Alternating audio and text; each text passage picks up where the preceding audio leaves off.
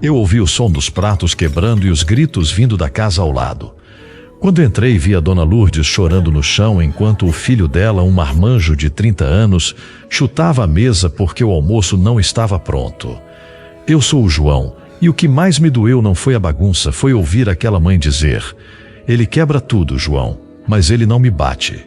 Mal sabia ela que o silêncio dela estava criando um monstro que ia destruir a própria vida. Trabalhar de sol a sol para construir um lar e ver um filho preguiçoso destruir tudo por puro capricho é de sangrar o coração. O Beto nunca pegou numa enxada, acorda meio-dia querendo mesa posta e acha que a mãe tem obrigação de ser escrava dele. Eu tentei ajudar, mas a dona Lourdes sempre passa pano. Antes de eu te contar o que aconteceu no dia que o Beto passou de todos os limites, me diz uma coisa: você acha que a culpa é do filho que é ruim ou da mãe que não deu limites? Deixa seu conselho aqui, eu preciso entender essa situação. Curitiba amanheceu com um sol bonito, mas na casa da dona Lourdes o clima era sombrio. Eu estava no meu quintal, limpando minhas ferramentas de trabalho, quando ouvi o primeiro estrondo. Eram quase 1 da tarde e o Beto, o filho bebezão dela, tinha acabado de acordar. Eu conheço o Beto desde pequeno, mas ele se transformou num homem amargo, preguiçoso, daqueles que acham que o mundo deve tudo para eles. Ele nunca parou em emprego nenhum, dizia que o patrão não entendia o gênio dele. A verdade? Ele não queria era suar a camisa. "Mãe, cadê o meu almoço?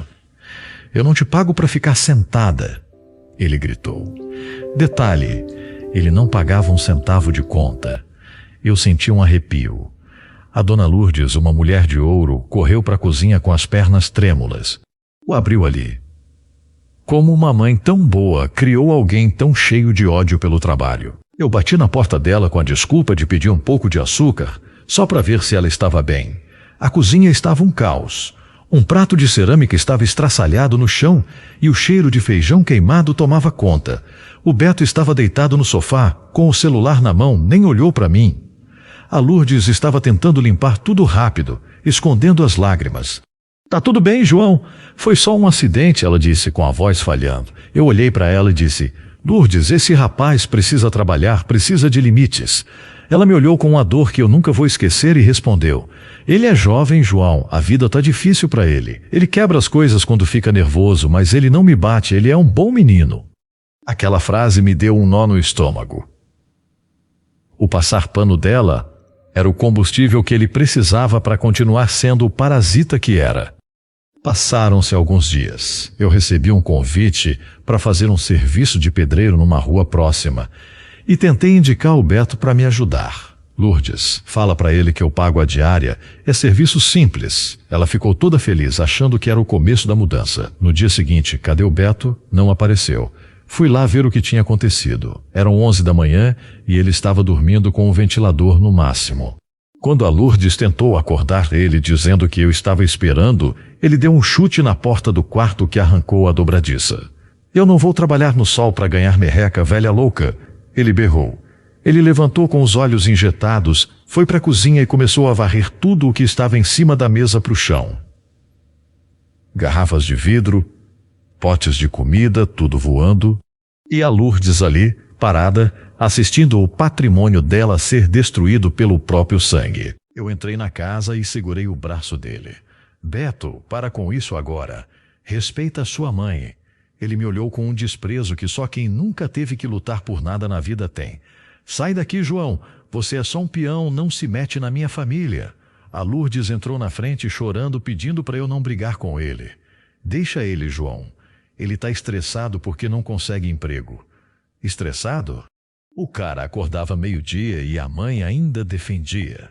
O Beto pegou a televisão da sala, uma TV que eu sabia que a Lourdes tinha parcelado em 20 vezes, e jogou no chão com toda a força. O estalo do vidro quebrando pareceu o som de um coração se partindo. Ele saiu de casa batendo o portão e a Lourdes sentou no meio dos cacos. Pelo menos ele não me bateu. Ela sussurrou de novo. Eu percebi que a agressividade dele era uma arma para manter ela com medo e sob controle. Eu não podia mais ficar parado. Aquilo não era amor de mãe, era cárcere privado emocional. Fui falar com o pessoal da vizinhança, gente que gosta muito da Lourdes. A gente decidiu que ia parar de dar jeitinhos para ela. Se o Beto quebrasse algo, ninguém ia ajudar a consertar de graça. Se ele precisasse de comida, a gente não ia dar enquanto ele não mostrasse que queria trabalhar. Eu queria que a Lourdes sentisse o peso real da escolha dela de passar pano, mas o Beto era esperto. Ele começou a vender as coisas da casa para comprar porcaria e passar o dia jogando no celular. Vendeu o botijão de gás reserva, vendeu as ferramentas que eram do falecido pai. A Lourdes estava ficando sem nada, definhando, cozinhando num fogareiro elétrico que puxava uma energia que ela não podia pagar. Chegou o dia em que a conta de luz veio altíssima e a Lourdes não tinha o dinheiro porque o Beto tinha pegado a carteira dela escondido. Ela, pela primeira vez, disse não. Beto, eu não tenho como te dar dinheiro para lanche, eu preciso pagar a luz. O silêncio que tomou a casa foi assustador. Eu estava no meu jardim e senti que algo ruim ia acontecer. Ouvi o som de móveis sendo arrastados e um grito de pavor. Corri para lá. O Beto estava com um pedaço de pau na mão, destruindo o guarda-roupa da mãe, jogando as roupas dela no meio da sujeira. Se não tem dinheiro, não tem sossego, ele gritava. A Lourdes estava num canto encolhida. Quando ele levantou o pau para quebrar o espelho, eu entrei na frente.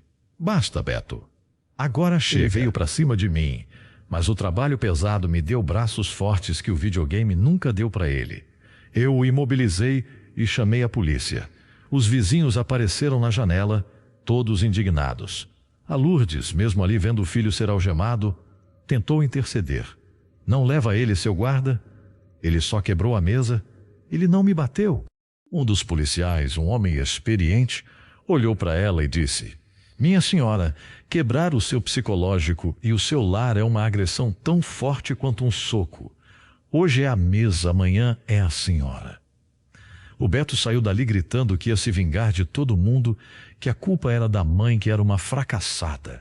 Foi a primeira vez que eu vi a Lourdes olhar para o filho e não ver o bebezinho, mas sim o homem egoísta que ela ajudou a criar. Nas semanas seguintes, o silêncio na casa ao lado era diferente. Não era o silêncio do medo, era o silêncio da cura. Eu e os vizinhos nos reunimos. Um trouxe uma TV usada, outro ajudou a consertar a porta, eu mesmo refiz a mesa da cozinha.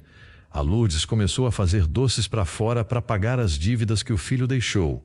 Ela ainda chora às vezes, sentindo falta do filho que ela imaginou que tinha. Mas ela finalmente entendeu que amar não é aceitar tudo. O Beto foi obrigado a fazer serviços comunitários e a morar num abrigo, já que a justiça proibiu ele de chegar perto da mãe por um tempo. Ele tentou ligar pedindo dinheiro, mas dessa vez, com a nossa ajuda, a Lourdes desligou o telefone. Eu continuo aqui, limpando minhas ferramentas e cuidando da minha vida, mas sempre de olho na vizinha. Aprendi que o pior veneno que um filho pode receber é a falta de limites. E o maior erro de uma mãe é achar que o silêncio protege. A casa da Lourdes agora está inteira de novo, mas as cicatrizes na alma dela vão demorar a fechar. E você que acompanhou essa história do João até o final, me diga uma coisa, você acha que o Beto tem conserto se ele for obrigado a trabalhar? Ou quem nasce com esse espírito preguiçoso e agressivo nunca muda? Se você fosse a Lourdes, teria chamado a polícia ou continuaria passando pano? Comenta aqui embaixo, sua opinião ajuda muita gente que está passando por isso a abrir os olhos.